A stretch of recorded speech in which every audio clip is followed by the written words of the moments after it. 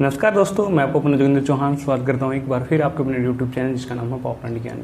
दोस्तों, जो आज का टॉपिक है वो related to power plant operation होने वाला है, क्योंकि आज इस टॉपिक में हम डिस्कस करेंगे what is the function of cooling tower. Cooling tower क्या काम करता है, what are the equipments are installed in the cooling tower, कौन कौन से इक्विपमेंट कूलिंग टावर में लगे हुए होते हैं, उनका क्या क्या फंक्शन होता है, what are the key performance indicator of the cooling tower की वही क्या कौन से इंडिकेटर पॉइंट्स होते हैं जो कि कूलिंग टावर की एफिशिएंसी को डिनोट करते हैं। दोस्तों, यदि ये चीज़ें भी आपको नहीं पता है तो दोस्तों ये वीडियो आपके लिए ही है।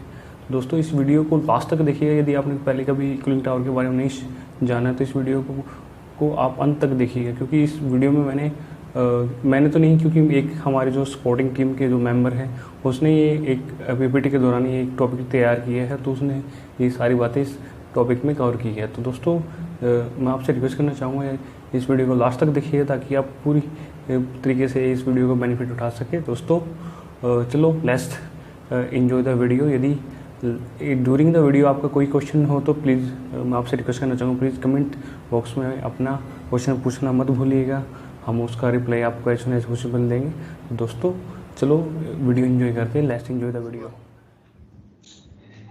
Cooling towers are a very important part of many industries. The primary task of a cooling tower is to reject heat into the atmosphere. They represent a relatively inexpensive and dependable means of removing low-grade heat from cooling water. And the makeup water source is used to replenish water lost to evaporation.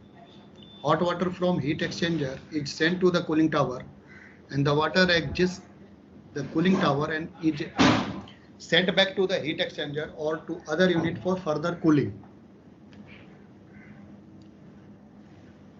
Cooling tower हमारे लगभग बहुत सारे industry में एक common equipment है, और उसका primary function है कि जो भी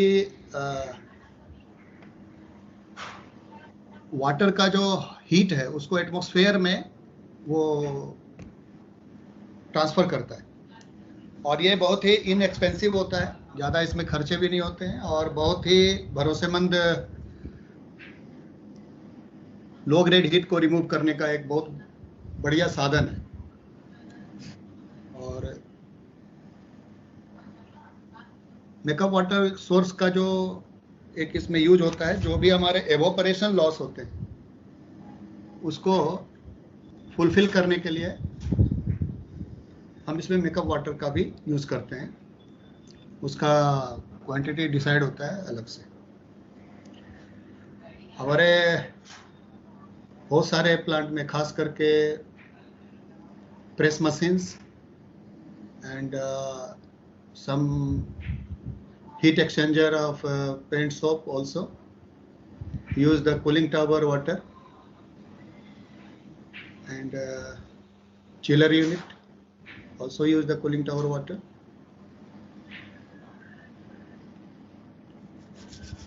Cooling tower working, this is a sketch of a cooling tower.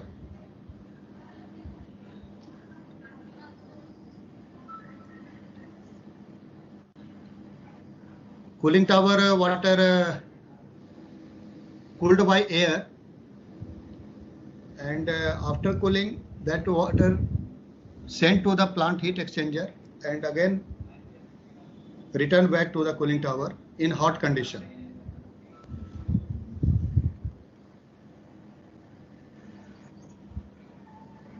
Here is a pump for makeup water.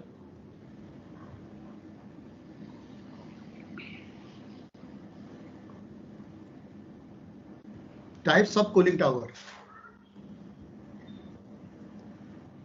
First type is natural draft cooling tower.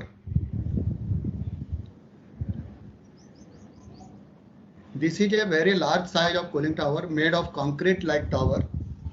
Flow rate of this cooling tower is above than 4500 meter cube per hour, mostly used in power plant.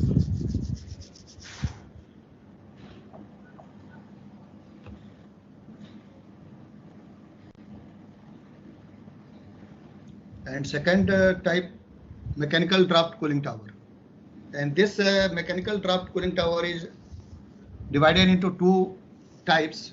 one is induced draft cooling tower and second is forced draft cooling tower.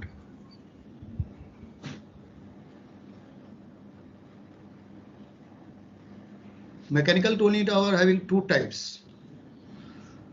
Induced draft cooling tower, hot water enters at the top while the air is introduced at the bottom and exit at the top.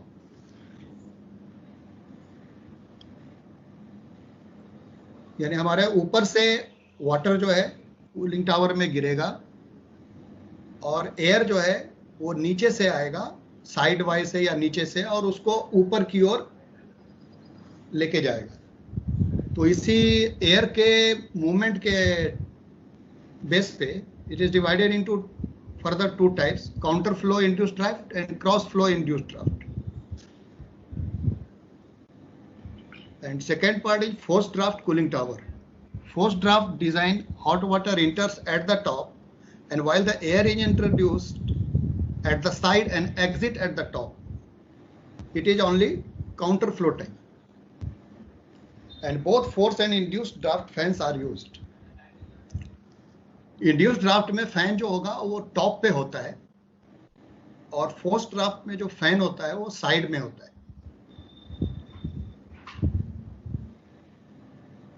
These are the sketches of the types of cooling tower.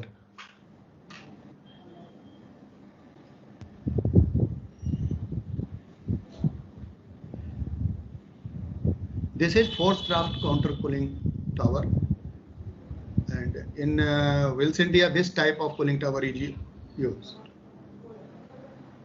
And first figure is common. Various industries have this type of cooling tower.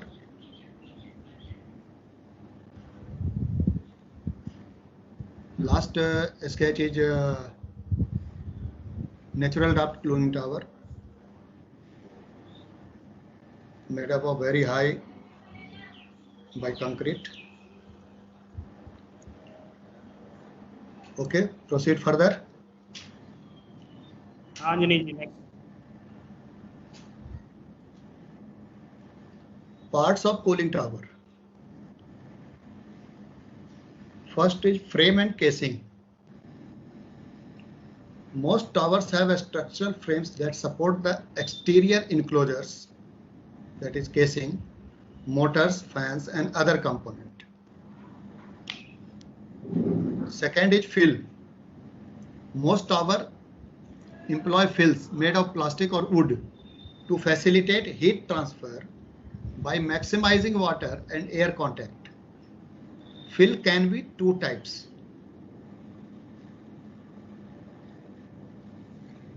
Splash type fills. In splash fill type, water falls over successive layer of horizontal splash bars, continuously breaking into smaller droplets while also wetting the fill space. Plastic splash fill promotes better heat transfer than the wood splash fills.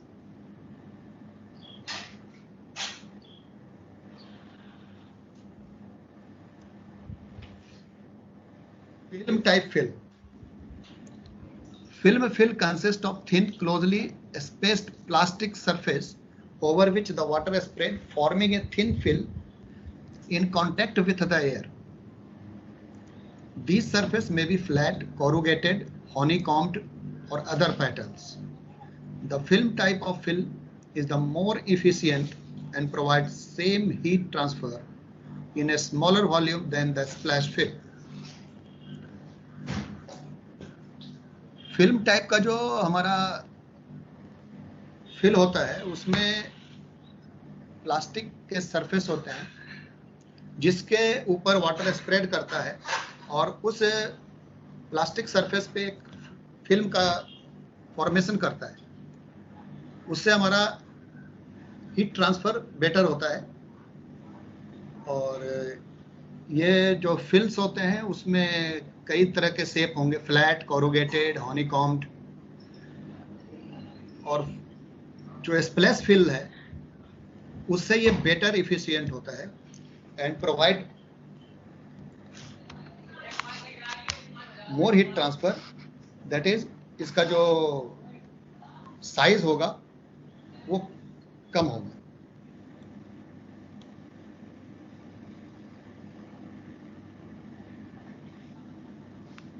Cold water basin,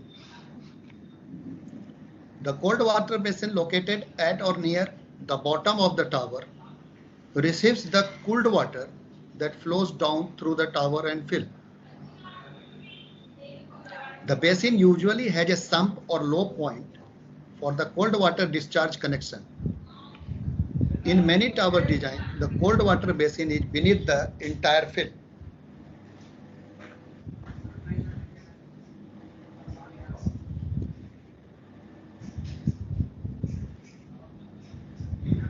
Fourth is drift eliminator. These capture water droplets entrapped in the air stream that otherwise would be lost to the atmosphere. हमारे fan जो ऊपर में induce type के fan लगे रहते हैं, उस fan के द्वारा जब एयर सक होता है तो वो हमारे हवा के साथ कई सारे ड्रॉपलेट्स वाटर के उसमें एटमॉस्फेयर में चले जाते हैं। उस लॉस को, उस वाटर लॉस को कम करने के लिए हम वहाँ पे एक पार्ट लगाते हैं जिसको ड्रिफ्ट एलिमिनेटर कहते हैं। वो वाटर ड्रॉपलेट्स को ट्रैप करता है और एटमॉस्फेयर में जो उसका लॉसेज है उसको रोकता है, कम करता है। Air inlet, this is the point of entry for the air entering a tower and the inlet में take up an entire side of a tower cross flow design or be located low or side or the bottom of counter flow design. Air inlet हमारे cooling tower में air के entering करने का वो एक space होता है, वो पूरे साइड में होता है क्रॉस फ्लो डिजाइन में, और जो लोअर साइड में होता है जिसमें बॉटम के पास होता है वो counter flow design. 6 louvers. Generally, closed flow towers have inlet louvers. ये केवल क्रॉस फ्लो टावर्स में होते हैं। And the purpose of louver is to equalize air flow into the fill and retain the water within the tower. Many counter flow tower design do not require louvers.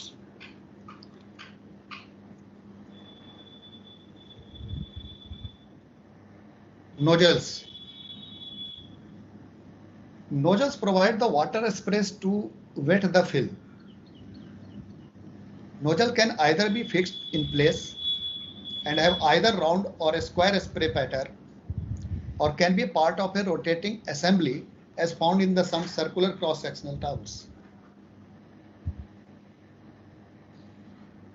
ये maximum जो fix type के हमारे nozzles होते हैं उसमें square pattern भी होगा, round pattern भी होगा, और उसका मेन पर्पस नोजल का होता है कि हमारे जो फिल हैं उनको पूरा वेट करने का होता है, ताकि जितना ज़्यादा वेट होगा उतना हमारा सरफेस कूलिंग ज़्यादा होगी। Fans, both axial and centrifugal fans are used in towers. Generally, propeller fans are used in induced draft towers, and both propeller and centrifugal fans are found in forced draft towers. Depending upon their size, propeller fan can either be fixed or variable pitch.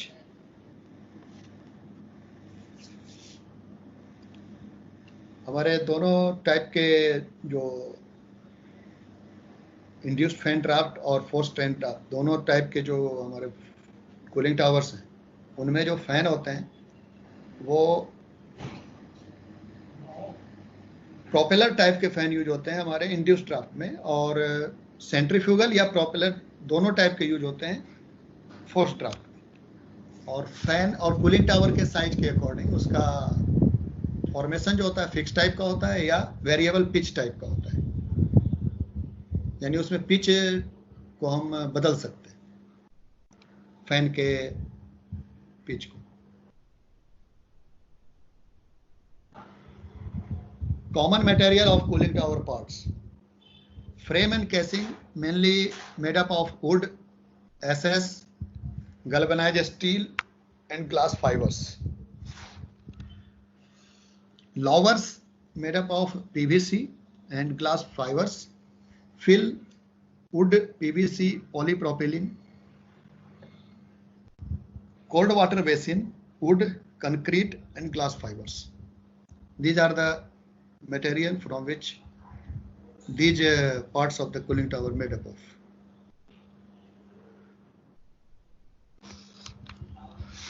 One is fanless cooling tower. This type of cooling tower has eliminator, diffuser, ejector pipe, fills, lowers, noise absorption mat, air inlet, hot water inlet, overflow pipe, quick filler, automatic filler, drain pipe. This is the cross-sectional view of fanless cooling tower.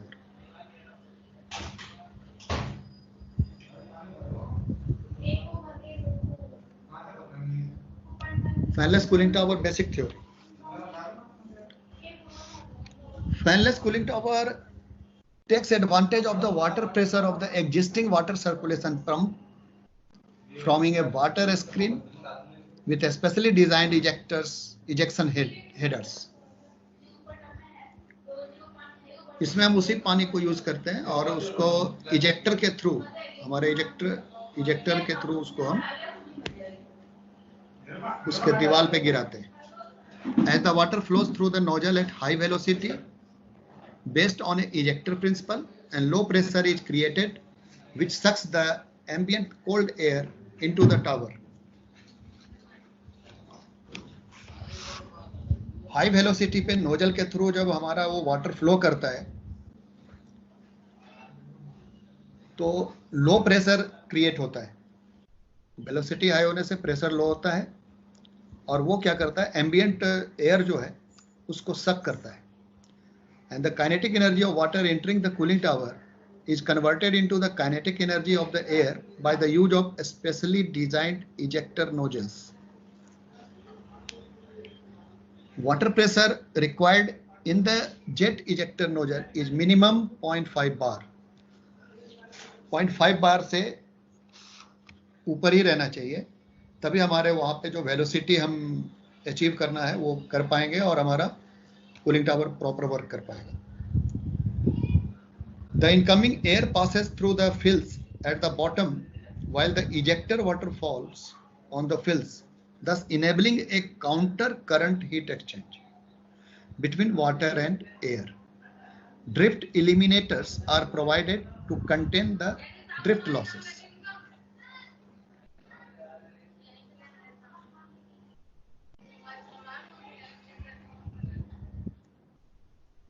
Main feature of the fanless cooling towers is the energy saving, low noise, water saving and low maintenance cost. तो अभी ज्यादा इसके ऊपर लोगों का focus ज्यादा हो रहा है इस डिजाइन पे, fanless cooling tower. Performance of cooling tower, range and approach.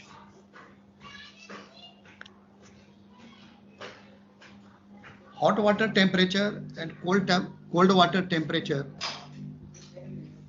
वो दोनों के बीच का जो डिफरेंस होगा that is called range. और कोल्ड वाटर टेम्परेचर और हमारा जो वेट बल्ब टेम्परेचर होगा, उन दोनों के बीच का जो डिफरेंस होगा that is called approach.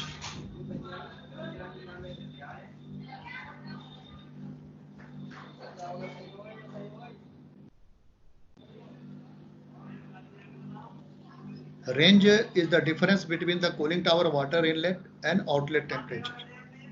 And approach is the difference between the cooling tower outlet cold water temperature and ambient wet bulb temperature. Approach is a better indicator of cooling tower performance. Cooling tower effectiveness is equal to range upon range plus approach. ये effectiveness बताता है cooling tower का.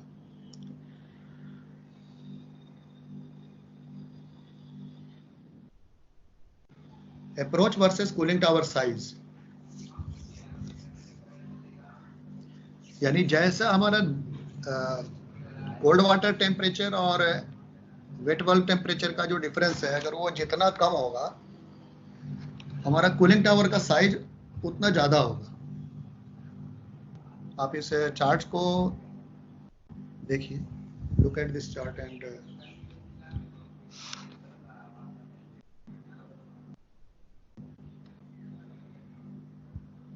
first row, first column, approach 2.77 and overall length of the cooling tower is 43.9. When approach increase, length decrease. That means cooling tower size decreases. Fan also decrease. Fan diameter also decrease.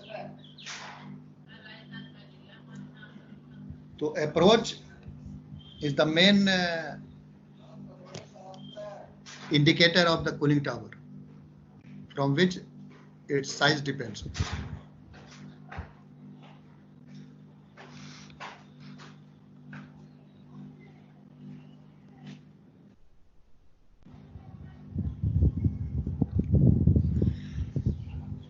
Cooling capacity is the heat rejected in kilocalorie per hour or TR, given as product of the mass flow rate of the water, a specific heat of water and temperature difference of in and out of the cooling tower. Evaporation loss is the water quantity evaporated for cooling duty, and theoretically for every 10 lakh kilocalorie heat rejected, evaporation quantity works out to 1.8 meter. An imperial relation used often is evaporation loss in meter cube per hour is equal to 0.00085 into 1.8 into circulation rate meter cube per hour into temperature difference between inlet and outlet cooling tower water. This is the formula of evaporation loss.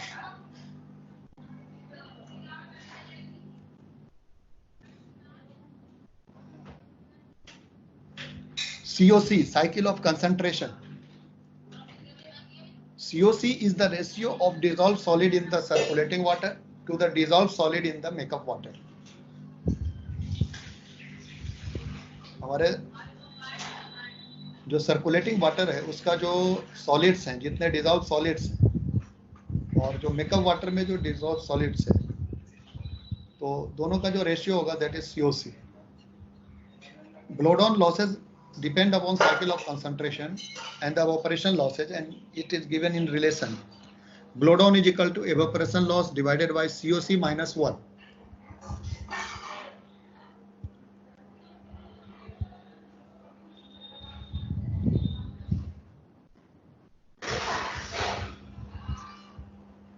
LG ratio, liquid gas ratio of a cooling tower is the ratio between the water and the air mass flow rates. Against design value, seasonal variations required adjustment and tuning of the water and air flow rates to get the best cooling tower effectiveness through measures like water box, loading change, blade angle adjustment. It is. Season का हमारे atmospheric condition का cooling tower के ऊपर बहुत ज़्यादा effect पड़ता है, तो उसको भी एडजस्ट करके इसका हम LG रेशियो निकालते हैं, वाटर और एयर मास फ्लो का रेशियो, और वो होता है L/G is equal to H2 minus H1 divided by T1 minus T2. H1 is the enthalpy of air water vapor mixture at exhaust wet valve temperature. H2 is equal to enthalpy of air water vapor mixture at inlet wet valve temperature. And T1 is hot water temperature and T2 is cold water temperature in centigrade, degree centigrade.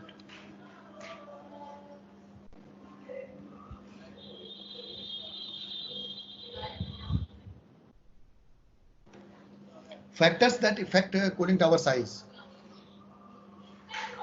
Cooling tower size is affected by the heat load, range, approach, and WBT.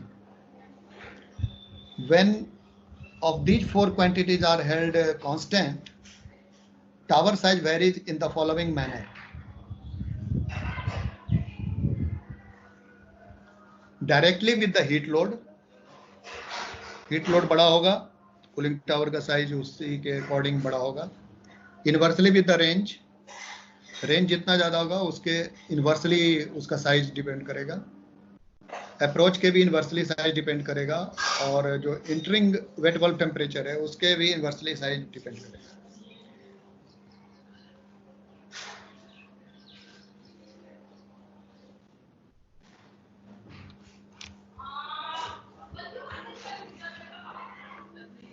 Efficient system operation. Hello.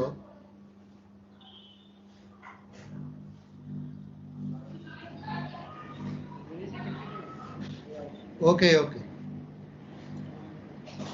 Cooling water treatment. With increasing cost of water,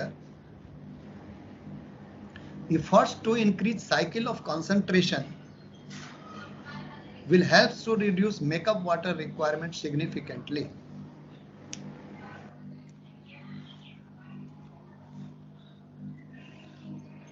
Drift loss in the cooling tower. Drift loss requirement to as low as 0.003 to 0.001%. Change in drift eliminator shape and efficient design. यानी drift eliminator का efficient design और shape को increase करके हम उसका drift losses कम कर सकते हैं, और इसका रेंज होता है 0.003 to 0.001%. Cooling tower fan, an aerodynamic profile with optimum twist. Taper can provide the fan total efficiency as high as 85 to 92%. Fan का जो प्रोफाइल होगा और उसका जो ट्विस्ट होगा, टेपर ट्विस्ट, उससे हमारा जो एफिशिएंसी है वो 85 to 92% तक हम ले जा सकते हैं.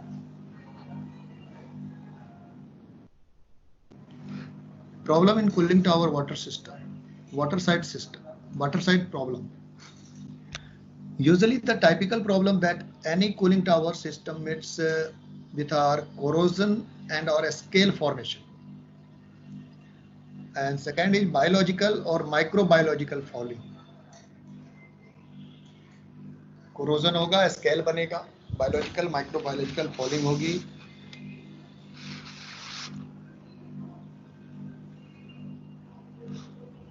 Energy losses, regardless of the type of system, be it open or closed, if it is met with any of the above problems, either the cooling tower nozzles are blocked, resulting in reduced delta T, and or the deposit or scales are formed on the heat transfer surfaces.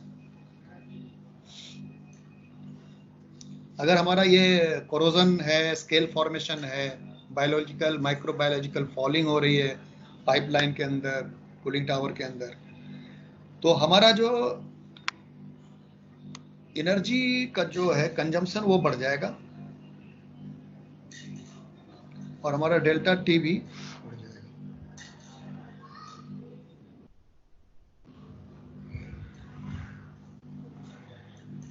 Corrective measure to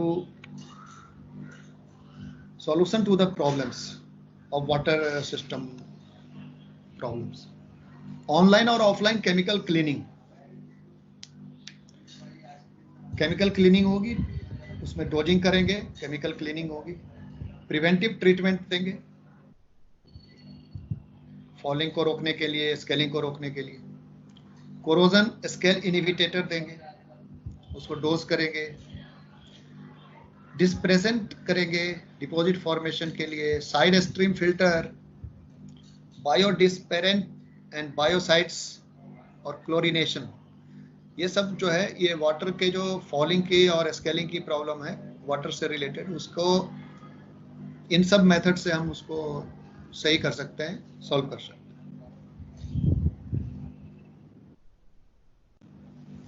effect of falling on efficiency and power consumption. इस chart में show कर रहा है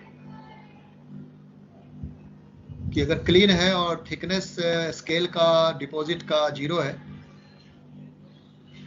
तो कोई भी efficiency losses नहीं होंगे और पावर कंजम्पशन भी नहीं होगा, यानी इंक्रीज नहीं करेगा। और अगर थिकनेस स्केल का 0.15 mm है तो 30% हीट ट्रांसफर रिड्यूस हो जाएगा और 5% पावर कंजम्पशन इंक्रीज कर जाएगा। बाकी 0.3 पे, 0.6 पे, 0.9 पे वो पूरा इसमें दिया हुआ है। अगर बहुत ज़्यादा 0.9 mm यानी करीब करीब 1 mm के करीब अगर हमारा है तो करीब 72% इफिशियंसी कम होगा और 30% पावर का कंजम्पशन बढ़ जाएगा। अंजनी जी, एक क्वेश्चन है अपना यहाँ पे। हाँ, ये आपने सिर्फ कूलिंग टावर्स की पाइपलाइंस के लिए है या फिर ये कूलिंग अदर कहीं पे भी होगी तो ये डाटा सेम ही रहेगा उनके लिए? ये तो अभी केवल इसी कूलिंग टावर के लिए ही है, कूलिंग टावर पाइपलाइन और उसके जो भी संप वगैरह हैं उसके लिए। बाकी आपके स्केलिंग अगर होगा और उसमें अगर हीट ट्रांसफर और पावर कंजम्पशन का रोल है तो उसका इफेक्ट तो पड़ेगा ही। वो तो बिल्कुल पड़ेगा।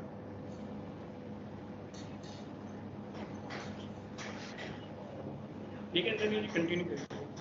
Okay.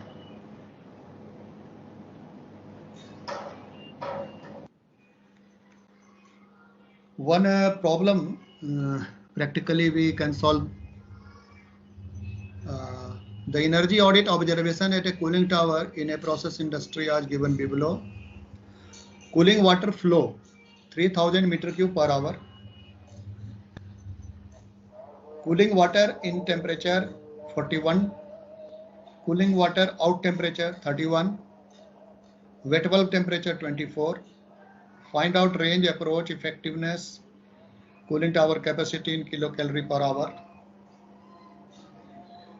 So range is equal to inlet outlet cooling water temperature difference, and this is 41 minus 31 is equal to 10 degrees centigrade is the range. Approach is the cooling tower water and air valve temperature difference, and here it is 31 minus 24 is equal to 7 degree centigrade. Percentage effectiveness range upon range plus approach into 100, and it is 58.8%. Cooling tower capacity, that is equal to heat rejected, and is mass flow rate of water into a specific heat of water and temperature difference. So 3000, 1000 into 41 minus 31 equal to 30 lakh kilocalorie per hour, that is 30 million kilocalorie per hour is the cooling tower capacity.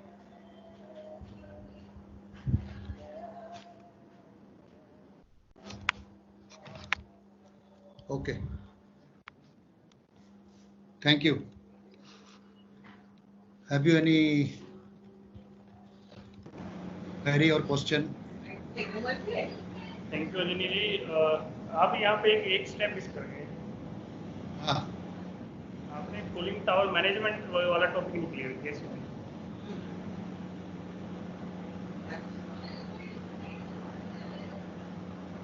Slide miss कर दिया क्या? हाँ, slide miss कर गया आप। नहीं, आपकी slide complete है जो आपने डिस्कस किया। ओके। लेकिन इसमें कूलिंग टावर मैनेजमेंट आता है। वो मैंने प्रिपेयर नहीं किया ना। काफी अच्छा इसमें टॉपिक होता है।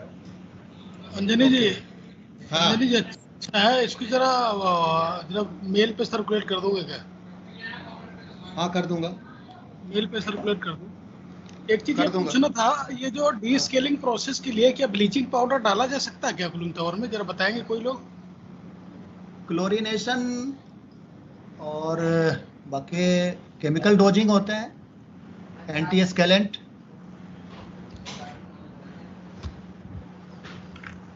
क्योंकि इसमें जैसे एसिडिक फॉर्मेशन, मतलब एसिडिक केमिकल से तो करना ठीक नहीं होता है, तो ब्लीचिंग पाउडर वगैरह से थोड़ा बहुत अगर मान लो हम डी स्केलिंग करना चाहें, क्लीनिंग करना चाहें इसकी, तो हो जाता क्या? डी स्केलिंग अगर हम करते हैं कंडेंसर साइड में या और कहीं भी, तो हमारा जो केमिकल होता है वो एक्चुअली एसिडिक ही होता है। उसका पीएच करीब 2.5-3 पीएच का होता है। लेकिन और उसी से हम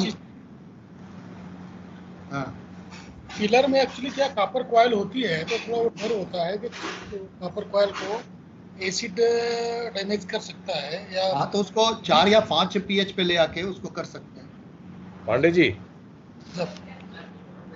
हेलो। हाँ जी साहब। पांडे जी, डी स्केलिंग आप किस इक्विपमेंट में कर रहे हैं, उसके लिए स्पेशली अलग अलग पीएच का केमिकल्स मार्केट में अवेलेबल रहते हैं। जी जी जी। जैसे कूलिंग टावर का है उसके लिए अलग रहेगा। आप जो चिलर की ट्यूब्स की बात कर रहे हैं ना, जो आपके पास चिलर्स हैं, हाँ हाँ हाँ, मैं उसी बात उसके लिए अलग रहेगा। मार्केट से मतलब बॉयलर्स में जो वाटर ट्यूब्स होती हैं उसके लिए केमिकल अलग रहेगा। उसमें जो एसिडिक नेचर है वो कितना उसके लिए परफेक्ट है, वो उस हिसाब से बनाए गए होते हैं जिससे कि कोई डैमेज ना हो।